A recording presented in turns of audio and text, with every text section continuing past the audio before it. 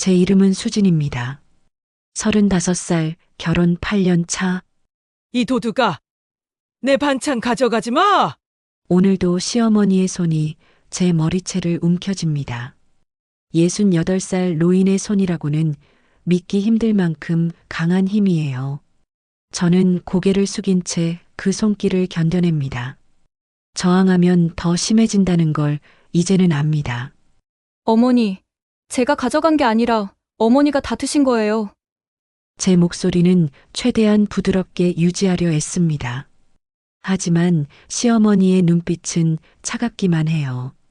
마치 처음 보는 침입자를 대하듯 저를 경계하고 두려워하고 미워합니다. 거짓말. 너 왜 우리 집에 들어와 있어? 누가 들어오래? 탁! 시어머니의 손이 제 뺨을 때립니다. 그리 세진 않지만 가슴이 먼저 아픕니다. 거실 벽시계가 오후 3시를 가리킵니다. 점심을 드시고 약을 드신 지 1시간. 이 시간이 되면 시어머니는 늘 이렇게 불안해하세요. 치매. 의사 선생님은 그렇게 진단했습니다. 2년 전부터 시작된 증상은 이제 돌이킬 수 없는 강을 건넜어요. 저는 시어머니의 손을 조심스럽게 잡아 떼어냅니다. 그리고 거실 소파로 모십니다. 어머니, 제가 사과 깎아드릴게요. 좋아하시잖아요. 시어머니는 의심에 찬 눈으로 저를 노려보지만 소파에는 앉으십니다. 저는 부엌으로 가서 사과를 깎기 시작합니다. 칼날에 과일 껍질이 한 줄로 말려 떨어지는 모습을 보며 문득 과거가 떠오릅니다. 6년 전 처음 이 집 문턱을 넘던 날, 29의 저는 떨리는 손으로 초인종을 눌렀어요. 고아원에서 자란 저에게 시부모님이라는 존재는 낯설고 무서운 개념이었습니다. 혹시 저의 출신을 싫어하시면 어쩌나, 혹시 부족하다고 생각하시면 어쩌나. 하지만 문이 열리자마자 시어머니는 제 손을 꼭 잡으셨어요. 어머, 우리 수진이구나. 사진보다 훨씬 더 예쁘네. 어서 와. 어서 들어와. 그 따뜻한 손길. 저는 처음으로 엄마의 손이라는 걸 느꼈습니다. 앉아, 앉아. 내가 좋아한다고 해서 미역국 끓였어. 생일도 아닌데 미역국 끓이면 이상하지? 근데 우리 수진이 첫 방문이 생일보다 더 중요하잖아. 시어머니는 그날 제 앞에 밥상을 차려주셨어요. 김치찌개, 계란말이, 시금치나물, 그리고 따끈한 미역국. 평범한 집밥이었지만 저는 그 밥상 앞에서 눈물을 참느라 고개를 들 수가 없었습니다.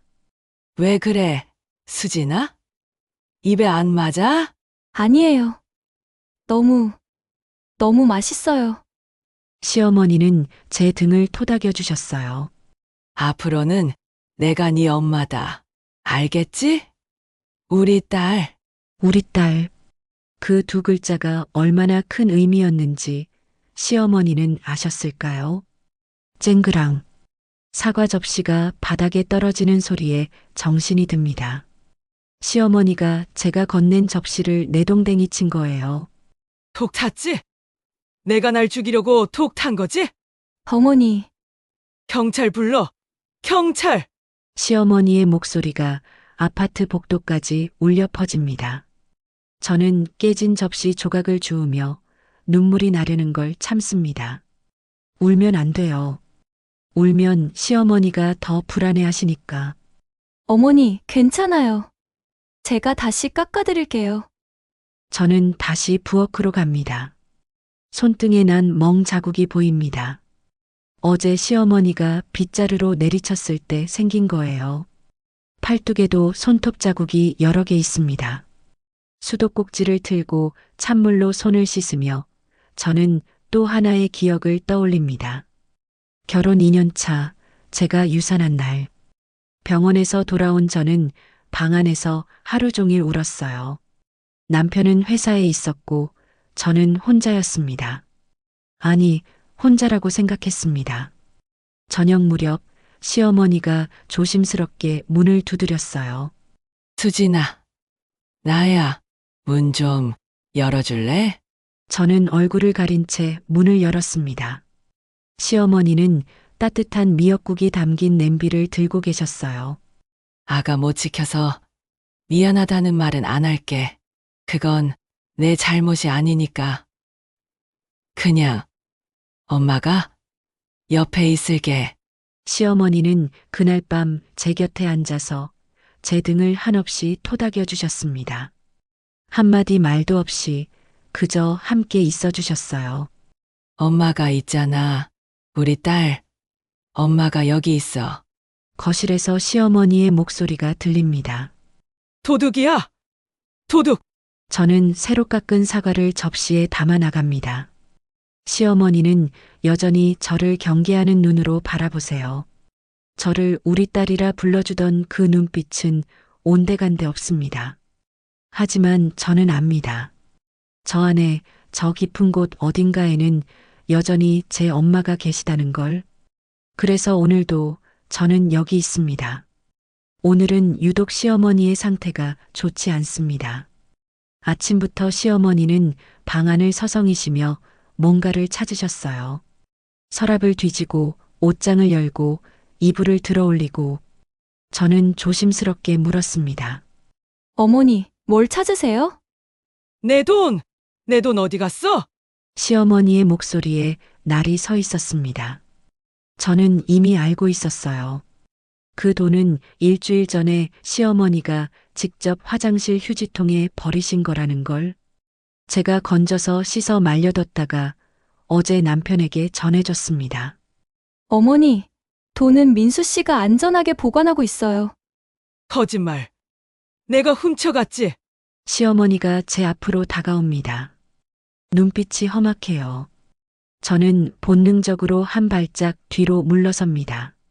어머니, 제가 왜 훔쳐가요? 저도 이 집 식구잖아요. 식구. 넌 우리 식구가 아니야. 넌 도둑이야. 시어머니의 손이 제 팔을 움켜쥡니다. 손톱이 제 살갗을 파고듭니다. 아파요. 하지만 저는 참습니다. 밀쳐내면 시어머니가 넘어지실 수 있으니까요. 어머니, 진정하세요. 제가 따뜻한 우유 끓여드릴게요. 필요 없어. 내가 그 안에 독 탈 거잖아. 시어머니는 제 팔을 놓으시더니 갑자기 거실로 나가십니다. 저는 따라가며 불안한 예감에 가슴이 두근거렸어요. 시어머니는 식탁 앞에 서 계셨습니다. 제가 아침 준비를 해놓은 밥상이 차려져 있었어요. 된장찌개, 김치, 계란 후라이. 시어머니가 좋아하시는 메뉴로 정성껏 준비한 거였습니다. 어머니, 진지 드세요. 식기 전에. 제 말을 끝내기도 전에 시어머니의 손이 밥상을 향했습니다. 쾅! 밥그릇이 바닥으로 떨어졌습니다. 이어서 국그릇이 반찬 접시들이 연달아 떨어졌어요. 하얀 밥알이 마룻바닥에 흩어지고 된장찌개가 사방으로 튀었습니다. 독 탔지. 내가 날 죽이려고 독 탄 거지? 어머니! 시어머니는 거기서 멈추지 않으셨습니다. 깨진 사기그릇 조각을 주우시더니 그걸 제게 향하셨어요. 나가. 당장 나가라고. 날카로운 도자기 조각이 제 손등을 스쳤습니다. 따가운 통증과 함께 피가 배어 나옵니다. 저는 뒤로 물러서며 손을 감쌌어요. 어머니, 제발. 위험해요. 그거 내려놓으세요. 위험한 건 너야. 도둑아. 시어머니의 목소리가 점점 커집니다. 옆집에서 들릴 정도예요. 저는 어떻게 해야 할지 몰라 그저 그 자리에 서 있을 수밖에 없었습니다. 그때 현관문이 열리는 소리가 들렸습니다. 여보, 어머니? 남편 민수의 목소리였어요. 회사 서류를 놓고 와서 다시 들른 거라고 했습니다. 하지만 민수가 거실로 들어서는 순간 그의 얼굴이 하얗게 질렸어요. 바닥에 깨진 그릇들, 사방에 흩어진 음식들, 그리고 도자기 조각을 쥔 채 저를 위협하는 어머니, 제 손에서 흐르는 피, 어머니, 그거 놓으세요. 민수가 급하게 다가와 시어머니의 손에서 조각을 빼앗았습니다. 시어머니는 아들의 얼굴을 보더니 갑자기 울음을 터뜨리셨어요. 민수야, 저 여자가 날 죽이려고 해. 어머니, 아니에요? 수인이는 그런 사람 아니에요? 민수가 어머니를 안아 진정시키는 동안 저는 부엌으로 가서 걸레와 쓰레받기를 가져왔습니다. 떨리는 손으로 바닥을 닦기 시작했어요. 밥알을 하나하나 줍고 깨진 그릇 조각을 모으고 된장찌개가 튄 자리를 닦아냅니다. 손에서 피가 계속 나지만 지금은 이걸 먼저 치워야 해요. 시어머니가 깨진 조각에 다치실 수 있으니까요. 여보, 민수의 목소리가 제 등 뒤에서 들렸습니다. 저는 대답하지 않고 계속 바닥을 닦았어요. 여보, 손 다쳤잖아. 내가 할게. 괜찮아요. 제 목소리는 의외로 평온했습니다. 이미 너무 많이 겪어서 감정이 무뎌진 걸까요? 민수는 시어머니를 방으로 모시고 약을 드리게 한 후 다시 거실로 나왔습니다. 저는 그새 바닥 청소를 거의 끝낸 상태였어요. 여보, 병원 가야 돼. 손 소독하고 밴드 붙여야지. 이 정도는 괜찮아요. 집에 소독약 있어요. 저는 일어나 부엌으로 가려 했습니다. 하지만 민수가 제 팔을 붙잡았어요. 여보, 민수의 목소리가 떨리고 있었습니다. 고개를 들어 그를 보니 남편의 눈에 눈물이 고여 있었어요. 미안해. 정말 미안해. 왜 당신이 미안해요? 어머니가 아프신 건데. 그래도 이건 아니잖아. 당신이 이렇게까지 상처받아야 하는 건 아니잖아.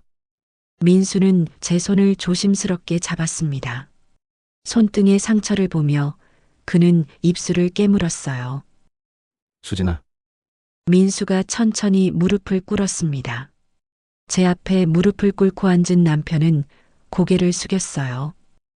이제 그만하자. 어머니를 요양원으로 모시자. 예상했던 말이었습니다. 하지만 막상 들으니 가슴이 무너지는 것 같았어요. 민수 씨? 나도 어머니 사랑해. 우리 어머니야? 근데 이건 너무 힘들어. 당신이 너무 힘들어. 이러다 당신까지 무너지면 나는 어떡해? 민수의 어깨가 떨리고 있었습니다. 장남으로서, 아들로서 느끼는 죄책감과 남편으로서 느끼는 무력감 사이에서 그도 무너지고 있었어요. 어머니도 힘드실 거야. 자꾸 이렇게 화를 내시는 것도 불안하고 두려우시니까 그런 거잖아. 전문가들이 계신 곳에서 제대로 된 치료를 받으시는 게 그게 어머니를 위한 거야. 민수의 말은 틀리지 않았습니다. 머리로는 이해해요. 하지만 가슴이 허락하지 않습니다. 민수 씨, 조금만 더 생각해 볼게요. 여보, 조금만요. 조금만 더 시간을 주세요. 저는 민수를 일으켜 세우고 부엌으로 향했습니다. 손을 소독하고 밴드를 붙이는 동안 시어머니 방에서 작은 소리가 들렸어요. 우리 딸. 시어머니가 헛소리처럼 중얼거리는 소리였습니다. 하지만 그게 저를 부르는 건지 아니면 예전에 돌아가신 딸을 찾는 건지 알 수 없었어요. 저는 싱크대에 기댄 채 창밖을 바라봤습니다. 어둠이 내린 하늘에 별이 하나 보였어요. 어머니, 저 어떻게 해야 해요? 마음속으로 물었지만 대답은 들리지 않았습니다. 밤 11시, 저는 거실 탁자 위에 놓인 요양원 안내 책자를 내려다보고 있습니다. 남편 민수가 오늘 퇴근길에 가져온 거예요. 광택이 나는 표지에는 실버타운 해피라이프라는 문구가 적혀 있습니다. 웃고 있는 노인들의 사진, 깨끗한 시설 사진, 친절한 간병인들의 모습, 모두 행복해 보입니다. 정말 행복해 보여요. 저는 책자를 펼쳐봅니다. 1인 실월 비용 280만 원. 2인실은 180만 원. 24시간 간호, 전문 치매 케어 프로그램, 물리치료, 작업치료. 모든 게 완벽해 보입니다. 여보, 무리하지 않아도 돼? 내가 야근 좀 더 뛰고 어머니 적금도 있으니까. 저녁에 민수가 했던 말이 귓가에 맴돕니다. 남편은 제 손을 잡으며 말했어요. 당신 잘못 아니야. 아무도 당신을 탓하지 않아. 우리 정말 최선을 다했어. 최선을 다했다. 그 말이 맞을까요? 저는 책자를 덮고 시어머니 방 쪽을 바라봅니다. 문틈으로 희미한 불빛이 새어나와요. 시어머니는 밤에 불을 끄면 불안해하셔서 늘 작은 스탠드를 켜두십니다. 슬리퍼를 신고 조용히 일어납니다. 시어머니 방 문 앞에 서서 저는 잠시 숨을 고르고 살며시 문을 엽니다. 시어머니는 침대에 누워 천장을 바라보고 계셨어요. 잠들지 못하신 거예요. 저와 눈이 마주치자 시어머니의 얼굴이 순간 굳어집니다. 왜 들어와? 나가! 어머니, 물 드릴게요. 약 드시고 목마르시죠? 저는 침대 옆 탁자에 놓인 물컵을 들고 시어머니께 다가갑니다. 시어머니는 제 손을 피하려 하시지만 결국 물을 받아 드십니다. 감시하러 왔어? 내가 뭐 훔칠까봐? 아니에요. 그냥 어머니 얼굴이 보고 싶어서요. 시어머니는 코웃음을 치십니다. 하지만 저를 내쫓지는 않으세요. 저는 침대 옆 바닥에 조용히 앉습니다. 여기서 뭐 해? 어머니, 곁에 있고 싶어요. 이상한 거. 시어머니는 다시 천장을 바라보십니다. 저도 같은 방향을 바라봅니다. 하얀 천장에는 오래된 형광등 하나가 희미하게 빛나고 있어요. 침묵이 흐릅니다. 길고 무거운 침묵. 하지만 이상하게도 괴롭지 않습니다. 어머니, 제가 먼저 침묵을 깹니다. 제가 처음 이 집에 왔을 때 기억나세요? 시어머니는 대답하지 않으십니다. 하지만 저는 계속 말을 이어갑니다. 저는 그날이 제 인생에서 가장 떨렸던 날이었어요. 고아원에서 자란 애가 무슨 며느리 노릇을 하겠냐고. 혹시 그런 말씀하시면 어쩌나 싶었거든요. 제 목소리가 방 안에 작게 울려 퍼집니다. 근데 어머니가 그러셨잖아요. 우리 수진이구나. 사진보다 훨씬 예쁜 애라고. 그리고 제 손을 잡아주셨어요. 그렇게 따뜻하게. 눈물이 날 것 같아서 저는 고개를 숙입니다. 어머니가 처음으로 차려주신 밥상. 아직도 기억해요. 미역국이랑 김치찌개랑 계란말이. 제가 그때 울었잖아요. 어머니가 물어보셨죠. 왜 우냐고, 입에 안 맞냐고. 시어머니의 숨소리가 조금 거칠어집니다. 하지만 저는 멈추지 않습니다. 저는 그날 처음 알았어요. 엄마 밥이 뭔지, 집이 뭔지. 어머니가 저한테 처음으로 가르쳐 주셨어요. 시끄러워. 시어머니의 목소리가 들립니다. 거칠지만 조금 전보다는 힘이 없어요. 어머니, 제가 유산했을 때도 기억나세요? 어머니가 방에 들어오셔서 아무 말 없이 제 등을 토닥여 주셨죠. 그리고 말씀하셨어요. 엄마가 있다고, 엄마가 여기 있다고. 제 목소리가 떨립니다. 어머니는 제 엄마예요. 세상에서 유일한 엄마. 그러니까 제가 어떻게 어머니를 보내요. 드디어 눈물이 흘러내립니다. 저는 손등으로 눈물을 닦아냅니다. 시어머니는 여전히 천장만 바라보고 계십니다. 하지만 그 눈가가 조금 붉어진 것 같아요. 너 싫어. 시어머니의 목소리가 작게 들립니다. 알아요. 너 도둑이야. 네, 알아요. 너 나쁜 사람이야. 그럴 수도 있어요. 저는 고개를 끄덕입니다. 시어머니의 모든 말을 받아들입니다. 하지만 어머니, 저는 어머니를 사랑해요. 지금도요. 시어머니가 제 쪽을 돌아봅니다. 그 눈빛에는 혼란과 분노와 슬픔이 뒤섞여 있어요. 이상한 거. 시어머니는 다시 고개를 돌리십니다. 그리고 눈을 감으십니다. 저는 조용히 일어나 이불을 시어머니 가슴까지 올려드립니다. 시어머니는 눈을 감은 채 가만히 있으세요. 거부하지 않으십니다. 어머니, 푹 주무세요. 제가 여기 있을게요. 저는 방 구석에서 작은 요를 꺼내 펴니다. 원래는 손님이 올 때 쓰던 거예요. 요를 시어머니 침대 옆 바닥에 깔고 저는 그 위에 누웠습니다. 뭐 하는 거야? 시어머니의 목소리가 들립니다. 오늘은 여기서 잘게요. 어머니, 곁에서요. 이상한 년. 시어머니는 더 이상 아무 말도 하지 않으십니다. 저는 천장을 바라봅니다. 형광등의 희미한 빛이 눈부십니다. 몸은 지치고 마음은 무겁지만 이상하게도 이 순간만큼은 평온합니다. 오늘 하룻밤만, 마지막으로 하룻밤만 더 마음속으로 되냅니다. 시어머니의 고른 숨소리가 들리기 시작합니다. 잠드신 거예요. 저도 천천히 눈을 감습니다. 내일 아침이 오면 저는 결정해야 합니다. 요양원 책자에 서명해야 할지 아니면 이 고통을 계속 감내할지. 하지만 지금 이 순간만큼은 그저 어머니 곁에 있고 싶습니다. 시계 초침 소리만이 조용히 밤을 채워갑니다.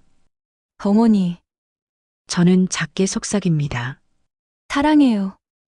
시어머니의 숨소리가 대답을 대신합니다.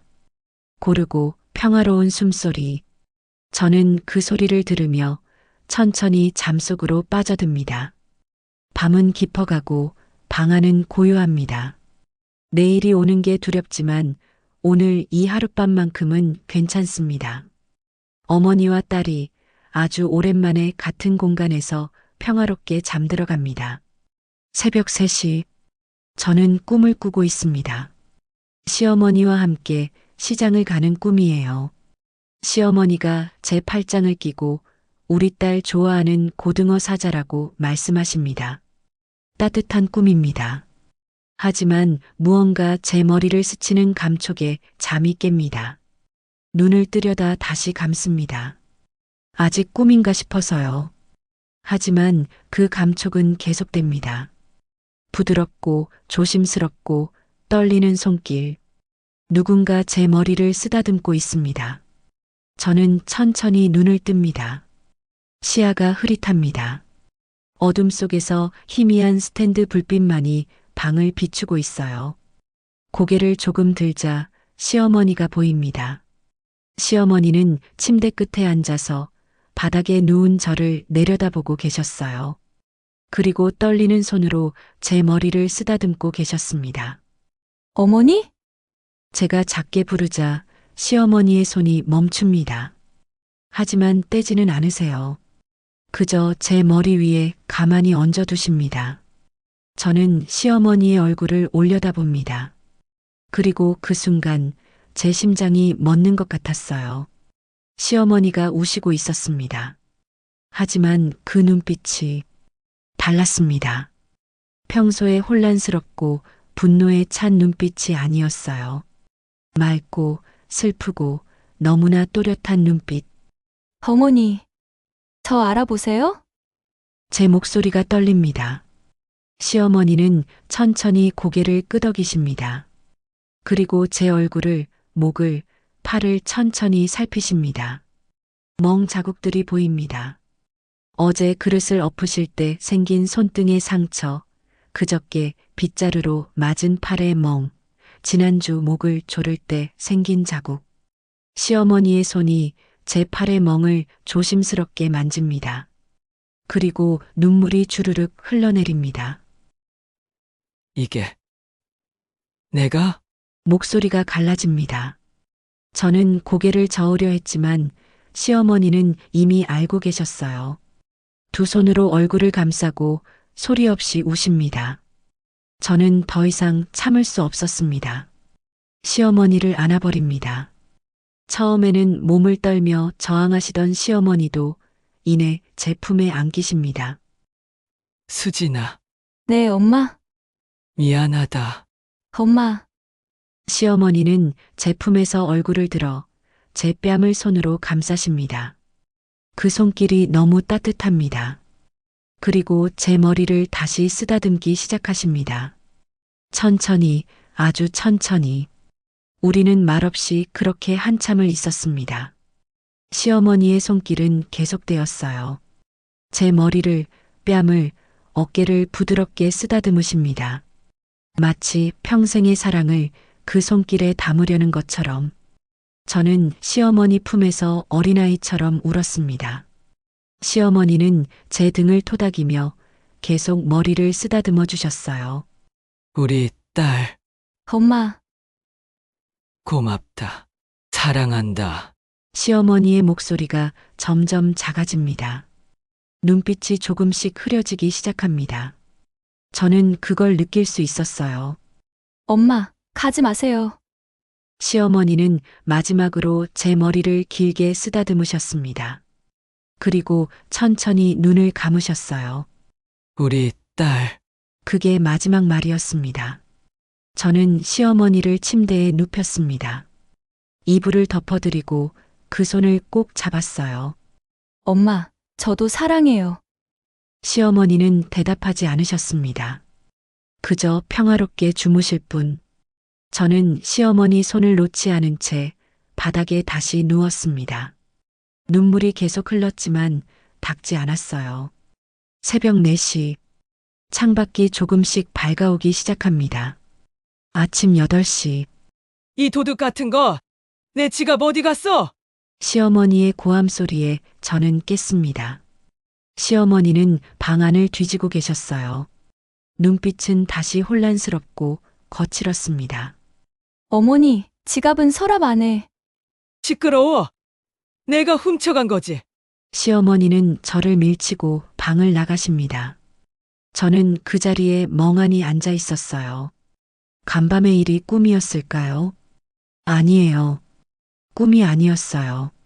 제 손등을, 팔을 봅니다. 상처와 멍이 그대로 있습니다. 그리고 그 위에 간밤에 시어머니가 쓰다듬어 주신 그 따뜻한 감촉이 아직 남아있는 것만 같아요. 저는 일어나 거실로 나갑니다. 시어머니는 소파에 앉아 TV를 켜셨어요. 저를 보시더니 인상을 찌푸리십니다. 왜 쳐다봐? 기분 나쁘게. 저는 대답하지 않고 부엌으로 갑니다. 냉장고를 열고 시어머니가 좋아하시는 메뉴를 생각합니다. 탁자 위에 어젯밤의 요양원 책자가 그대로 놓여 있습니다. 저는 그 책자를 집어들고 한참을 바라봅니다. 그리고 천천히 그 책자를 서랍 깊숙한 곳에 넣어버립니다. 어머니, 밥 차릴게요. 제 목소리는 밝았습니다. 눈물은 이미 닦아냈어요. 시어머니는 대답 없이 TV만 보고 계십니다. 여전히 저를 경계하는 눈빛으로. 하지만 괜찮아요. 간밤에 들었던 그 목소리, 우리 딸. 고맙다. 사랑한다. 그 몇 마디가 제 가슴에 남아있으니까요. 그 짧은 순간의 따뜻한 손길이 앞으로 올 수많은 차가운 날들을 견딜 수 있게 해줄 거예요. 저는 계란을 꺼내 프라이팬을 달굽니다. 지글거리는 소리가 부엌을 채웁니다. 오늘도 내일도 저는 여기 있을 겁니다. 엄마 곁에. 치매에 걸린 시어머니의 모진 폭언 속에서도 단 하룻밤의 기적 같은 진심을 가슴에 품고 다시 일어서는 며느리의 이야기 어떻게 보셨나요? 기억은 희미해져도 사랑은 남는다는 것을 보여준 오늘 사연은 우리 곁에 수많은 간병인들의 보이지 않는 눈물과 헌신을 다시 한번 생각하게 합니다. 여러분 곁에도 기억은 잃었지만 마음속 깊은 곳에 사랑을 간직하고 계신 소중한 분이 있지는 않으신가요? 오늘 이야기가 여러분의 마음에 깊은 울림을 주었다면 구독과 좋아요로 저희 채널에 따뜻한 위로와 응원을 보내주시길 바랍니다.